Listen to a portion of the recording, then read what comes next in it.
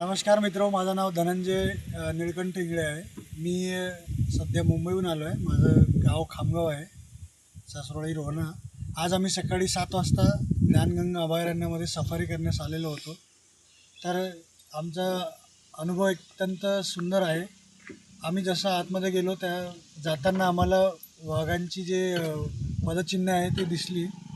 जाताना आम्हाला अनेक प्राणी दिसले, जसे हरिण, त्यानंतर स्पॉटेड डिअर, रानगाय। त्यानंतर आम्ही येताना डॅमवर थांबलो। डॅमवर थांबून नंतर आम्ही वापस येताना आम्हाला पुन्हा फ्रेश अशी पदचिन्ह वाघाची दिसली।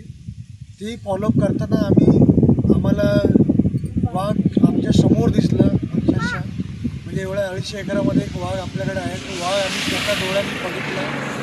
सुंदर असा वाघ, त्याचं वर्णन एवढं सुंदर आहे की तो असा लांब आणि मोठे मोठे अशी त्याची पावलं आहेत आणि तो सरळ आमच्यासमोर पळत होता। हा एक खूप असा सुंदर अनुभव आमचा आलेला आहे। तरी सर्व पर्यटकांनी इथे येऊन सफारी करण्याचा आनंद घ्यावा।